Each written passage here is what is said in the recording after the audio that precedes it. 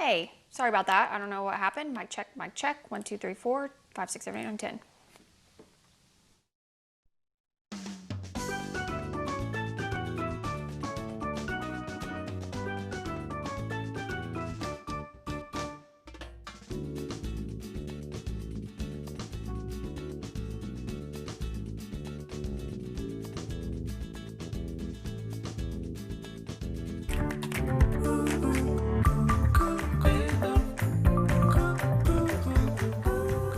Oh my goodness, I'm way out of frame. There we go. That's so much better. Good morning and welcome to The Frame, Tracy McCain. No, welcome to After GMS, the show where anything goes apparently, even little mistakes like that.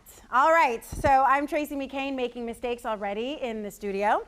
Taran Kirksey is perfect from home, of course, as is Stacy Spivey. I don't know how you guys do it, guys, but you're flawless every single day. This forecast could be close to flawless if there weren't the chances of rain. Yeah, the temperature is not bad, but those rain chances, unfortunately, are going to stick around the next couple of days. It's not going to rain everywhere, okay? Let me just put that out there right now. Many locations will stay completely dry today, but we will see those storms pop up through the afternoon with the rain chance at your house right around 40% or so, but it's going to be a mostly cloudy day, and that's going to help keep our temperatures down. We'll see our highs today and tomorrow only in the upper 70s to low 80s. Rain chance stays in that 40 to 50% range through Saturday. And then after that, we will enter a much drier weather pattern. We'll see more sunshine early next week, and that'll allow our high temperatures to bounce back close to average for this time of the year with highs in the mid to upper 80s. That's a quick look at your 7-day forecast. We're going to talk more about weather coming up in one of our conversations, but first we need to talk about the importance of our teachers. So we've been talking all week about virtual learning and the adjustments it's been for everyone, but we have to give shout outs to the ones who are really making it work. Not only the parents who can be called teachers at home these days, but the teachers who are actually in the classroom and giving those online instructions. So Stacy, we're seeing some shout outs already. Yeah, and we've seen stories all week about teachers going above and beyond for their students, really just trying to make this all work in this crazy time that we're living in. And we want to hear about the teachers in your life. So go ahead, send us a text right now, 336-379-5775, or you can comment below on this live stream to let us know what teachers in your life or your students' life that have really just exceeded your expectations. Be sure to include their name, where they teach, and also the story about why they're so great. So let's go ahead and take a look at some of the comments we've already gotten. Tony says she would like to praise Miss Keefe, first grade teacher, and Principal Mrs. Westmoreland at Alexander Wilson Elementary School in Mebane. She said, short story, let's just say there was a user-friendly video made available to all parents in less than 6 hours. Hats off to both of these spectacular ladies. And one viewer writes, Miss Jennifer Long has been amazing. She is setting up our families with laptops or tablets and ensuring they can all access Canvas and work effectively, excuse me. Another says, kudos to Major Perkins and Sergeant First Class Robinson, the JROTC instructors at Grimsley High School. They said, to hear the patience and compassion in their voices coming through the computer, I know that my child and the students that they are working with are in great hands. I love seeing all of these praises for teachers because I know that they are working extra hard in this crazy time. I just want to say a quick shout out to all my friends that are teachers. Obviously they're not here, they're back home in Arkansas, but just talking to them, they've been very stressed about trying to make sure that their students have the best year, and they have just been putting extra thought and extra care into it, and a lot of them are actually going back into the classroom. So shout out to them for being so amazing, amazing teachers and amazing friends.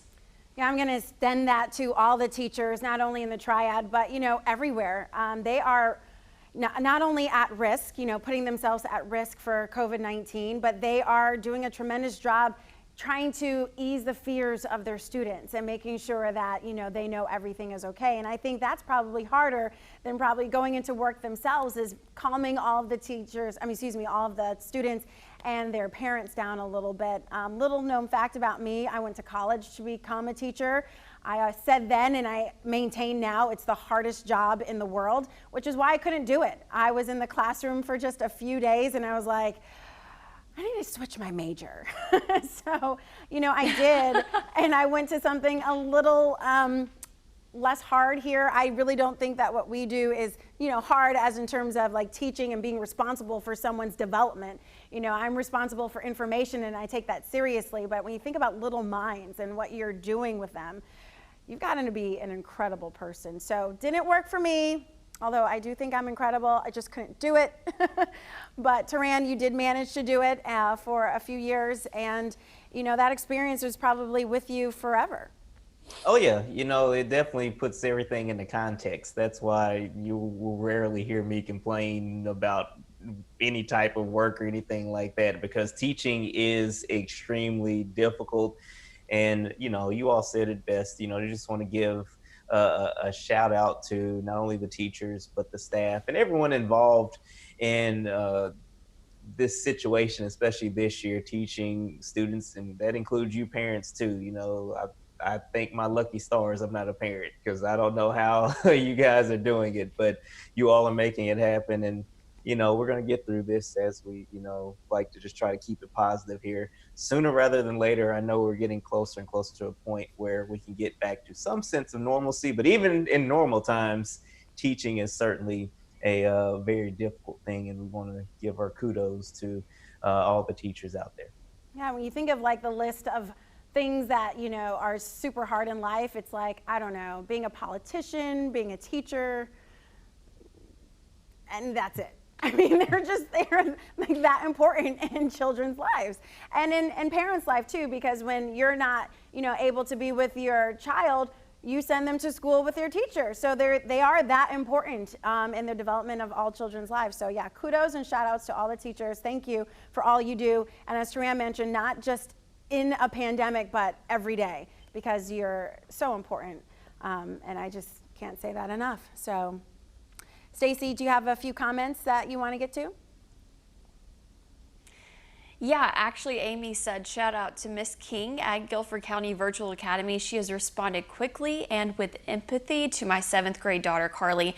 Thank you so much. And, growing up in a household where my mom was a teacher, my grandmother was a teacher, great aunt. I mean, I come from a line of educators. I know that the work that they put into it, it takes so much time, but also passion. You have to have a heart for it. And they also, I feel like, are underpaid as well. So I feel like, and during this time, we just really need to make sure that they know that we appreciate them and thank them so much for what they're doing. And, like what you both have mentioned, they deserve all the credit for a lot of things.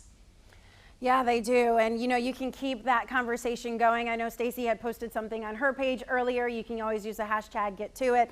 Give our teachers some credit, some shout outs. And if you are a parent at home and you feel like you are a teacher at this point because you are really hands-on on your students' education, then send yourself a shout out and let us know. We just love to hear it this morning.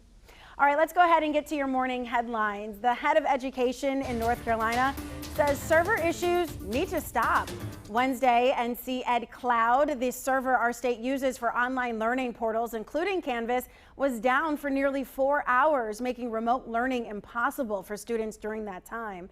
State leaders say right now it's not clear what's causing the issue, but State Superintendent Mark Johnson released a statement saying the grace period for these, quote, unacceptable statewide malfunctions is over. UNC sports practices are on hold right now as the university deals with rising coronavirus cases. As undergraduate students switch to remote learning Wednesday, the school put sports practices on hold until at least 5 o'clock today. We'll keep you updated on whether the teams can practice or if the university extends the delay. Guilford County Schools is trying to figure out how to keep its feeding program running next month. Right now, the district is offering free meals to students through August 31st, But at that point, GCS is hoping for a waiver from Congress that will allow them to keep serving meals on the go for free. A similar waiver was granted in the spring when schools first closed, but getting children fed while they're learning at home is a real challenge. WFMY's Candace Redd spoke with the Greensboro Urban Ministry about the bigger issue. Feeding America says more than 54 million people right here in the U.S. may experience food insecurity due to the COVID-19 pandemic. Well, that includes 18 million children. Well, right now you're looking at a map of the 2020 projected child food insecurity rate in North Carolina. Well, in Guilford County, this year's rate is 28% compared to 19% in 2018. The latest Feeding America report shows hunger is on the rise due to an increase in unemployment and poverty this year. Well, as students head back to school remotely, Greensboro Urban Ministry is ensuring no child misses a meal. Well, since 1967, the nonprofit has been providing the resources needed to help families recover from life's unexpected challenges. Well, that includes food, financial, housing, and employment assistance. Well, Myron Wilkins is with Greensboro Urban Ministry, and he says the organization is providing grab-and-go meals as well as groceries for all children, women, and men.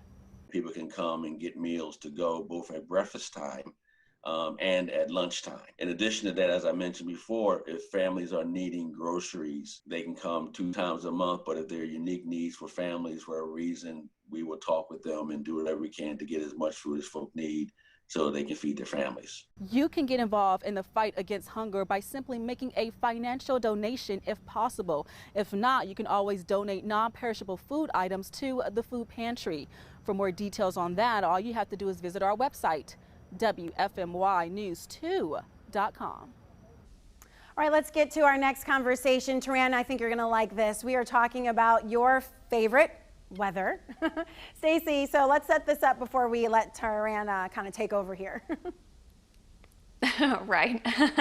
From waterspouts to the tropics, we are covering it all. First, I want you to take a look at this huge waterspout that was caught on camera in South Florida. This is right off the Golden Beach coast.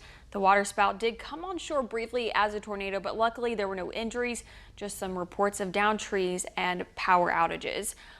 Well, that's scary to see it go from water to land, but crazy video, really neat to see something like that. However, I'm glad that I was not there to see it in person. And so a waterspout is basically a tornado, but in the water, right?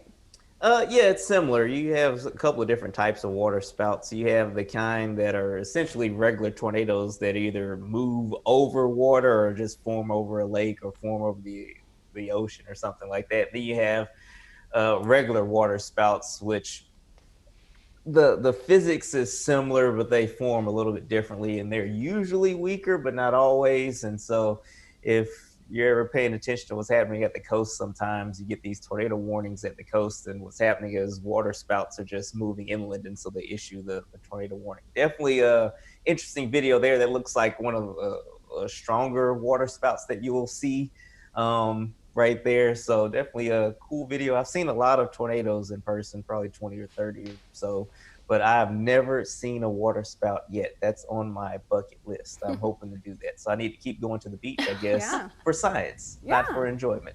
Exactly. There it is again. That's, again, a very, very strong water spout. It almost looks like a tornadic water spout. That looks more like a tornado that's forming from a storm there, and it's just causing the tornado to form over the water, and then it moves inland. But without actually looking at the radar data, I can't say that 100% sure, but just looking at it, that's what it looks like to me. Definitely a very dramatic video there. Can I ask you something about the tropics? Because you mentioned something during the Good Morning show about, you know, storms, I think L and M forming. And I was like, what happened to K? I mean, did I miss K? Oh yeah, there is no K, I don't believe. No, actually, you know what, we did have K, I'm sorry. There are a couple of, I was actually talking to somebody about this the other day. There are a couple of letters in the alphabet that aren't used just because it's hard to have a whole bunch of different names with some of those letters. But we did have K. It was very brief. It just formed off the coast and moved away from land. I can show you that on Max 2 right now. if we could bring that up, it was Tropical Storm Kyle. It didn't last Kyle. long. It was like a couple days and it was gone. Oh. Yeah. So now we're at Laura, and then we have Marco right there. So there's no X name, and there's no Y name, and there's no Q. I think those are the three that don't have names. So the way we're going here, though, I mean, we're halfway through the list, Mhm. and we're not even halfway through. Well, we might be halfway through hurricane season. So does that mean we go back to A? Oh, when you get to W, then you go to the Greek alphabet. So alpha, beta, delta, alpha, beta, gamma, delta, epsilon, zeta, eta, theta, iota, kappa, lambda, mu, all those names. I can tell and you were in a sorority. fraternity. I know. yeah, we did that in 2005. I think we got to beta, gamma, delta. I think we got to zeta, if I'm not mistaken. Or Wow. maybe epsilon. Um, yeah, one of those two. But yeah, so we had a bunch of storms then. And if you look at the pace that we're going, we're ahead of where we were in 2005, but it's one of those quantity versus quality, if you want to say that. The storms in 2005 were stronger. We've only had two hurricanes, and they both were category 1. Now, as we approach the peak, which usually happens in early to mid-September, we'll have to kind of see what happens, but I wouldn't be surprised if by the end of the week or maybe into the weekend, if we didn't have Laura and Marco with those two disturbances. And I'll show you those really quickly so we can let you go. And there it is right there. So here's tropical depression number 13, and that's probably going to become a tropical storm either later today or tomorrow. And then we have this disturbance here in the Caribbean. This is going to head into the Gulf of Mexico, so that's not an issue for North Carolina, but we will keep a close eye on tropical depression number 13 right here. It's just now forming, so we'll probably see some adjustments to the forecast cone. So don't take this as gospel, but right now a more easter or westerly track is what we're expecting. But keep in mind the cone is for the center of circulation. So if it tracks more towards the edge, then that will put the East Coast in play towards the middle of next week. So we'll have to wait and see. It's not anything to worry about right now. I'm not worried about it right now. I'm just watching and kind of looking at the overall weather pattern. But let me worry about it now, and we'll talk more about it as we go on into Sunday and Monday. That's when we'll have a better idea where it'll probably eventually end up. It's funny you say, don't take it as the gospel, but everything you say, we take as the gospel, Taran. That's a mistake. Don't do that. My wife doesn't need to do that either. Nobody needs to take what I say about anything as gospel. Please change. I'm human. What about this 7-day? Can we take that for your word? I mean, Yeah. All right. The first 3 or 4 days, I feel pretty confident in. As we go into next week, it does look like we are going to enter a relatively dry weather pattern. So forecast confidence in the 7-day forecast for today is medium to high. Sometimes you have a complicated weather pattern. This one doesn't look too complex. At least the next few days, we'll see scattered showers and storms. The chance of rain to your house today, tomorrow, Saturday, between 40 and 50% or so. Temperatures will be lower than average for today and tomorrow, in the upper 70s to low 80s. Saturday, probably the last day where we'll see the more widespread scattered activity. And then we get drier early next week. Can't rule out an isolated shower storm, but truth be told, I probably could have taken the 20% chance out for Monday, Tuesday, and Wednesday, but I still think we might have a shower or storm, very isolated, maybe 1 or 2 in the entire area at that point. And temperatures will bounce back into the mid to upper 80s. So it'll be hot again by the end of the week. But if you notice, about 3 or 4 weeks ago, we had temperatures in the 90s almost nonstop. Now we're starting to kind of cool off a little bit into the upper 80s, maybe low 90s in a few spots. We're getting closer and closer to fall. The days are getting shorter. I think today or tomorrow will be the last 8 p.m. sunset that we have this year. And then we'll go into the 7 p.m. hour. And then before you know it, the sun will be going down at 5 something, and it's going to be dark, 14, 15 hours at night. So, we're headed, I'm not headed ready in that for direction. That. I know, I'm not either. I am. It's been nice. Oh, well, it's over. Stacy Enjoy. said she's not ready, though. Why aren't you ready for that? I thought you liked to sleep. Oh, I love to sleep, but I would much rather it be summer and have longer days. And, I just don't like when gets dark so early. It's sad. Wait until you have children and they start telling you, I go to bed when the sun goes down. And then you'll be wishing for the sun to go down a lot earlier. Because right now, my son does not go to bed until that sun goes down. I don't know where he learned that, but that's what it is.